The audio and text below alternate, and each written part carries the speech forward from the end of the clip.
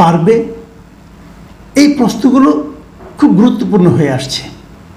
নির্বাচন যতই ঘনিয়ে আসতে থাকবে এই প্রশ্নগুলো বারবার বিভিন্ন ফোরামে, বিভিন্ন অ্যাঙ্গেলে, বিভিন্ন প্রক্রিয়ায় সামনে চলে আসবে এবং সেগুলোর উত্তর কী হবে তা নিয়ে কে কী উত্তর দিল তার উপর নির্ভর করে নানা ধরনের বিরোধও তৈরি হবে এবং এ নিয়ে রাজনীতি চলতে থাকবে। আচ্ছা, আমরা বরং দেখি এখন পর্যন্ত পক্ষগুলি কি কি, কারা নিষিদ্ধ করতে চান, কেন চান, কারা চান না, কেন চান না, এই বিষয়গুলো নিয়ে একটু কথা বলি। এটা এর মধ্যে স্পষ্ট, নিষিদ্ধ করার পক্ষে যারা আছে, যারা নিষিদ্ধ করতে চান, তারা হচ্ছে বৈষম্য বিরোধী ছাত্র আন্দোলন নামে যে সংগঠনটা আছে তাদের যারা নেতৃবৃন্দ তারা নিষিদ্ধ করতে চান। জাতীয় নাগরিক কমিটি যেটা আছে তাদেরই একটা ভাতৃপ্রতিম সংগঠন হতে পারে, তারা নিষিদ্ধ করতে চান এবং তাদের যে প্রতিনিধিরা সরকারের মধ্যে আছেন তারা নিষিদ্ধ করতে চান। এই চান, আর কাউকে চাও তো এখন মানে নিষিদ্ধ করতে চায় এরকম খুব একটা শুনি। বিএনপির দু একজন নেতা বিচ্ছিন্নভাবে কথা বলেছেন, তারাও বলেছেন আওয়ামী লীগকে নির্বাচন করতে দেওয়া হবে না, এরকম দু একজন বলেছেন, একদম বলেন নেতা না, বলেছেন।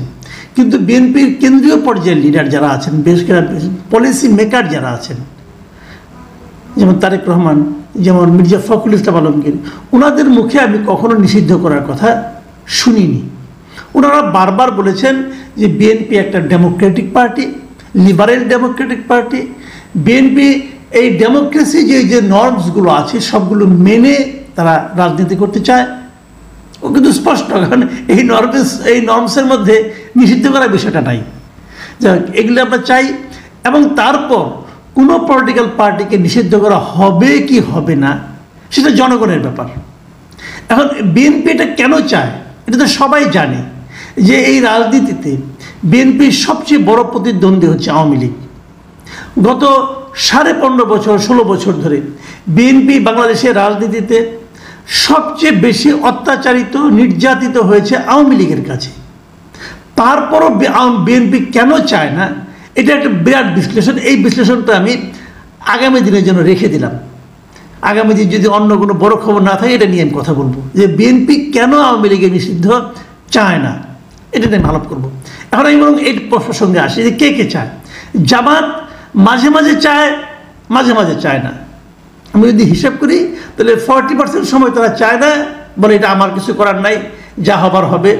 আবার 60% ক্ষেত্রে তারা বলে, তাদের নেতারা বলেন যে আমরা এটা নিষিদ্ধ চাই। আর সরকারের আগেই বললাম যে উপদেষ্টাদের মধ্যে মানে 3 জন উপদেষ্টাকে বলতেই শোনা গেছে তারা আওয়ামী লীগকে নিষিদ্ধ করতে চায়, আওয়ামী লীগ নির্বাচনে অংশ নিতে পারবে না, এই নিয়ে তারা হুঙ্কারও দিয়েছেন। সর্বশেষ দেখলাম সপ্তাহখানেক আগে বিএসএসের কাছে একটা ইন্টারভিউয়ে আসিফ মাহমুদ সজীব ভূঁইয়া স্পষ্ট বলেছেন যে আওয়ামী লীগকে নিষিদ্ধ করার জন্য নানা প্রক্রিয়া সরকার শুরু করে দিয়েছে। এটা কীভাবে শুরু করলো আমি জানি না, কারণ এর আগে কয়েক মাস আগে আমরা প্রফেসর ইউনূসকে শুনেছি, উনি বলেছেন, বিভিন্ন ফোরামে বলেছেন, বিভিন্ন পত্রিকাকে বলেছেন, বিভিন্ন মিডিয়াকে বলেছেন যে কোনো রাজনৈতিক দলকে নিষিদ্ধ করার কোনো ইচ্ছা তাদের নাই। এটা বলেছেন উনি। দ্য হিন্দু, ইন্ডিয়ার যে বিখ্যাত পত্রিকা দ্য হিন্দু, সেখানে উনি বলেছেন যে ওনারা কোনো রাজনৈতিক দলকে নিষিদ্ধ করতে চান না। আবার বিদেশি যারা আছে, যেমন ধরেন বিভিন্ন দেশের দূতাবাসে যারা নাকি কর্মকর্তা আছেন, তারা যতবার বাংলাদেশে বিভিন্ন ফোরামে কথা বলেছেন অথবা পররাষ্ট্র মন্ত্রণালয়ে গেছেন, যে সেখানকার যারা পররাষ্ট্র মন্ত্রণালয়ে যারা পররাষ্ট্র উপদেষ্টা আছেন তাদের সঙ্গে কথা বলেছেন, সেখান থেকে বের হয়ে যখন সাংবাদিকে তাকে জিজ্ঞাসা করেছে আওয়ামী লীগের নিষিদ্ধ করার সম্পর্কে, তারা কিন্তু স্পষ্ট বলেছেন যে আমরা চাই না, আমরা চাই যে সকল দল নির্বাচনে অংশ নিক এবং সকল দল অংশ নিয়ে একটা শান্তিপূর্ণভাবে একটা ইলেকশন হোক, এটা তারা বলেছেন। এটা বেশ কয়েকজনই বলেছেন। যুক্তরাষ্ট্রের যে মার্কিন পররাষ্ট্র দপ্তর তাদেরকেও প্রশ্ন করা হয়েছে, তারাও একই কথা বলেছেন যে সবাই অংশ নেক, তারপরে যারা হয় এবং সবাই যেন নির্বাচনে অংশ নেওয়ার সময় নির্বাচনী প্রচারণায় সমান সুযোগ পান, তারা এমন কথাও বলেছেন। তাহলে এই গ্রুপটা কেন তার নিষিদ্ধ চাচ্ছে এবং শেষ পর্যন্ত তারা নিষিদ্ধ করতে পারবে কিনা? দেখুন, গতকাল আপনাদের মনে আছে যে ওই গাজীপুরের ঘটনায় বৈষম্যবিরোধী ছাত্র আন্দোলনে একজন মারা গেল, ওই আকম মোজাম্মেল হকের বাড়িতে যে মারামারির ঘটনা, সেখানে আবুল কাশেম নামে একজন লোক, মানে তিনি বৈষম্যবিরোধী ছাত্র আন্দোলনের মানে আপনার মেম্বার ছিলেন, তিনি মারা যান। মারা যাওয়ার পর ওনার বুধবার দিন রাতে ওনাকে নিয়ে, ওনার কফিনটা নিয়ে মিছিল হয়, শহীদ মিনার থেকে শাহবাগ পর্যন্ত সেই মিছিলটা আসে, সেখানে তার জানাজা হয়।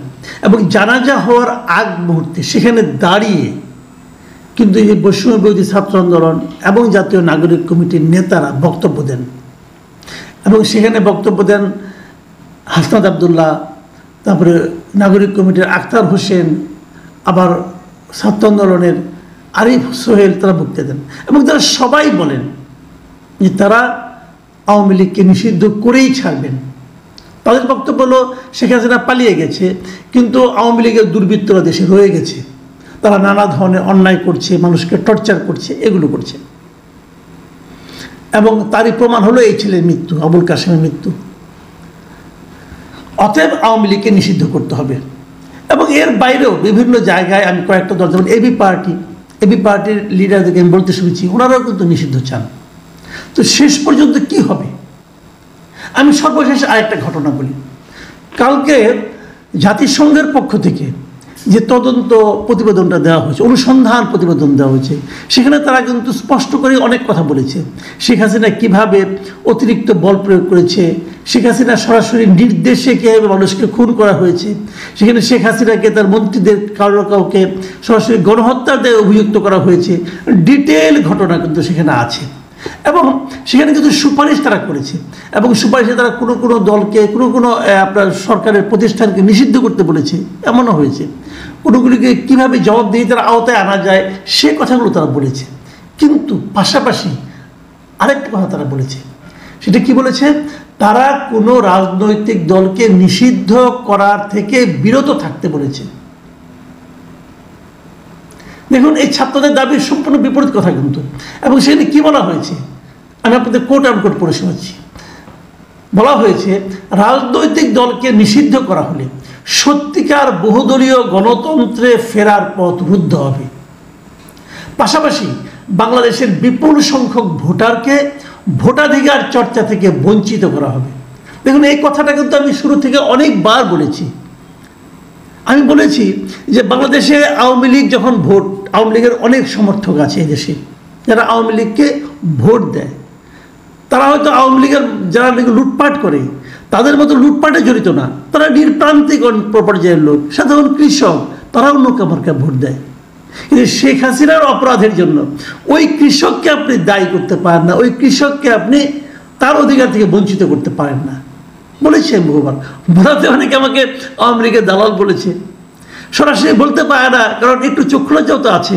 কারণ বিগত সময়ে আওয়ামী লীগ যখন সরকার ছিল, তখন যারা এই দেশে থেকে আওয়ামী লীগের সরকারের কর্মকাণ্ডে বিরোধিতা প্রকাশ্যে করেছে, যদি তাদের একটা লম্বা তালিকা করেন, সেই তালিকার শেষ দিকে হলে কিন্তু আমার নামটা ভাই রাখতে হবে। আমি বলেছি, অনেক রিস্ক নিয়েই বলেছি, কিন্তু সরাসরি দালাল বলতে পারে না, কিন্তু একটু ঘুরিয়ে বলে কি যে তুমি তো আওয়ামী লীগের গোপন দালাল ছিলা বলে। কিন্তু এখন তো এই কথাটা জাতিসংঘের প্রতিবেদনে আসলো, জাতিসংঘের যারা তদন্তকারী দল ছিল তারা বলছে, এখন তারাও কি আওয়ামী লীগের দালাল? এই কথাটা বলেন, তারাও কি আওয়ামী লীগের দালাল? তারা যে চিন্তা থেকে কথাটা বলেছে, সেই একই চিন্তা আমার মধ্যেও আছে। আমি ওই একইভাবে চিন্তা করি যে গণতন্ত্রের মূল বক্তব্য হলো সকলকে তার বক্তব্য নিয়ে জনসাধারণের সামনে আসতে দেওয়া। জনগণ সিদ্ধান্ত নেবে তারা কাকে গ্রহণ করবে, কাকে বর্জন করবে। বাংলাদেশে অনেক রাজনৈতিক দল হারিয়ে গেছে, অনেক দল, বড় বড় দল ছিল, হারিয়ে গেছে, খুঁজে পাবেন না। কেন পাবেন না? জনগণ প্রত্যাখ্যান করেছে। অনেক আছে এখনো, আমি বলি যে এই দেশে মুজাফফর নেপ নামে একটা দল ছিল, অথবা ভাসানী নেপ নামে একটা দল ছিল। অনেকে আজকালকার জগতের ছেলেমেয়েরা হয়তো চিনবেনও না, এটা কোন দল ভাই? জনগণ এই দলকে আর গ্রহণ করেনি। মুসলিম লীগ একটা দল ছিল, যার নেতৃত্বে পাকিস্তান হয়েছিল, এত বড় দল হারিয়ে গেছে। তাকে কেউ নিষিদ্ধ করছে না? কেউ করেনি, হারিয়ে গেছে। জনগণ তাকে আর চায় না। সেভাবেই হারিয়ে যাবে যদি জনগণ না চায়। কিন্তু জনগণকে আপনি চাইতে দিবেন না, বলবেন যে আমি যা চাই তুমিও তাই চাও, তা তো হয় না রে ভাই। এই যে বিষয়টা জনগণকে বলা যে তুমি তোমার মতো চাইতে পারবে না, আমি যা চাইবো তুমি সেটা চাইবা, যেটা নাকি গত 1 জানুয়ারি 2024-এর 7ই জানুয়ারির যে নির্বাচনটা হয়েছিল, আওয়ামী লীগ কী করেছিল? আমরা বলেছিলাম যে আমি আর দামি নির্বাচন হচ্ছে। সেটার ব্যাপারে জাতিসংঘ কী বলেছিল, ইউরোপীয় ইউনিয়ন কী বলেছিল মনে আছে আপনাদের? বলেছিল যে ভোটারদের জন্য ভোট দেওয়ার জন্য পর্যাপ্ত সংখ্যক বিকল্প ছিল না। আমি বহুবার বলেছিলাম বড় লম্বা ব্যালট পেপার, কিন্তু আপনি যেখানেই সিল দিবেন ওইটাই আওয়ামী লীগ। যদি বিএনপির কেউ এখানে সিল মারতে যায় তার জন্য কোনো জায়গা নেই। এই একই কথাই এখনো হবে যদি আপনি আওয়ামী লীগ ইলেকশন করতে না দেন। তো তাহলে এদের যে বক্তব্যটা, এই বক্তব্যটা কিন্তু এই কথাটাই বলছি যে যদি এটা মানে কেবলমাত্র বহুদলীয় গণতন্ত্র ফেরার পথ রুদ্ধ হবে না, সেই সঙ্গে কি হবে, বাংলাদেশের বিপুল সংখ্যক ভোটারকে ভোটাধিকার চর্চা করা থেকে বঞ্চিত করা হবে। এবং তারা আরো একটা কথা বলেছেন, এই জাতিসংঘের দল, তারা বলেছেন যে ভোটের আগে সব রাজনৈতিক দল যেন সমান প্রচারণার সুযোগ পায়, একই সঙ্গে নির্বাচনী প্রতিষ্ঠানগুলো যেন রাজনৈতিক প্রভাব মুক্ত হয়ে কাজ করতে পারে সে বিষয়ে নিশ্চিত করতে হবে। সকলকে সমান সুযোগ দিবেন? আওয়ামী লীগকে সমান সুযোগ দিতে পারবেন? যদি না পারেন কি করে বলবেন যে আপনারা বহুদলীয় গণতন্ত্র কায়েম করতে চান?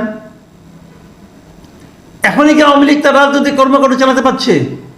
একটা লিফলেট বিতরণ করলে তাকে আপনারা অ্যারেস্ট করে ফেলান, এবং এটা আবার সরকারি একজন কর্মচারী যিনি নাকি প্রধান উপদেষ্টার প্রেস সেক্রেটারি, তিনি বলেন যে লিফলেট বিতরণ করতে দেওয়া হবে না। আমি তাকে সবিনয়ে জিজ্ঞাসা করতে চাই, আপনি তো সচিব পর্যায়ের একজন ব্যক্তি, প্লিজ আমার একটা কথার উত্তর দেন। আপনি যে লিফলেট বিতরণ করতে দেবেন না, লিফলেট বিতরণ করলে গ্রেফতার করবেন, ভাই কোন আইনে করবেন? কোন আইনে আপনি করবেন? কোনো উত্তর দিতে পারবেন না আপনি। বাংলাদেশে কোনো আইন এরকম নেই যে একটা বৈধ রাজনৈতিক দল লিফলেট বিতরণ করলে তাকে অ্যারেস্ট করা যায়। গায়ের জোরে করবেন, গায়ের জোরে।